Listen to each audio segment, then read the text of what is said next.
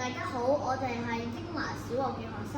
今次我哋嘅作品係治水減碳先鋒。喺15計劃裏邊，特區政府正積極推行數字化同埋綠色轉型，建設香港成為國際創新科技中心。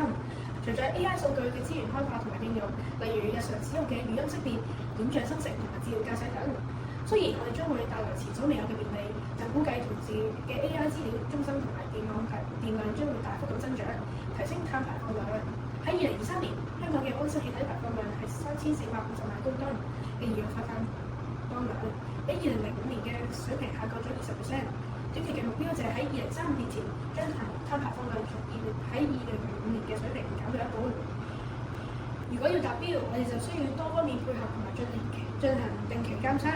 我哋做咗5個模型。首先，我哋建議濾水廠引入微型水力發電系統設施，例如北港濾水廠轉化成可再生能源，每年可以產電大約3萬度，發電容量500千瓦，減少大約2000公噸碳排放。大家眼前見到嘅就係一個無水力發電嘅系統，發電模組嘅線葉就會高速旋轉，慢慢轉化成我哋需要嘅電力啦。呢啲源源不絕嘅綠色能源可以點亮沿途嘅智慧型 LED 街燈，照亮各香港高速公路及街道。與此同時，當系統收集到電力之後，可以提供更多城市內嘅公共充電站，俾電動車進行快速充電。呢啲配套設施鼓勵市民全面使用電動運輸，達至零尾氣排放，可以改善路邊空氣質素，可以持續大大減低碳排放。其次，減碳排放由屋企開始，我哋應該好好利用水嘅資源。家用污水，例如洗手水、洗衫水，會引流到淨水系統，系統裏面有活性炭、石英砂等物料去進行過濾，接着就會流去再用水池，裏面有嚴謹嘅儀器去進行水質偵測，例如 pH 值、TDS 同埋水溫等。第一，我可以做到培養樹苗裝置。大家見到呢個係我哋嘅智能培養樹苗系統，我哋用咗 micro:bit 板嚟做監測樹成長。裏面設有溫濕度感測器同埋一個土壤感測器。當泥土太乾或者溫度太高嘅時候咧，micro:bit 就會自動開啟水泵去淋水。當泥土夠濕嘅話咧，水泵就會自動停止，唔使人睇住都會淋濕。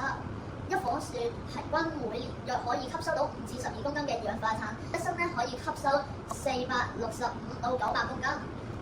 當樹苗成長到約10至15公分高嘅時候咧，就可以移到田地種成大樹，吸收城市內嘅二氧化碳，讓企業購買森林碳權作 carbon offsetting 碳匯交易。我相信好多企業都會支持我哋呢個再用水培養樹苗計劃。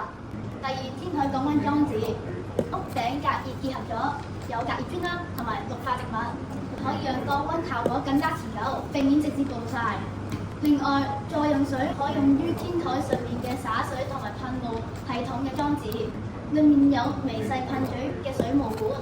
只要水霧蒸發，就可以快速咁帶走熱量，使頂層空間降溫，並可以同時作綠化灌溉之用，約降低5度至10度。咁你屋企就會唔使開冷氣，可以大大減低碳排放。第三就係低碳消防無人機滅火系統。我哋透過使用電動非柴油無人機嚟採用咗環保無分滅火劑，再用水進行咗滅火，嚟達至雙重嘅減碳目標。除咗可以救火之外，仲可以利用無人機檢測樓宇嘅外牆結構，確保滅火效率，亦兼顧環境嘅運作。第三就係低碳消防無人機滅火系統。最後就係海陸空碳排放監測。為咗可以定期了解減碳成效，我哋打造咗海陸空監測裝置，可以量度例如 CO、CO2、甲烷等嘅物質。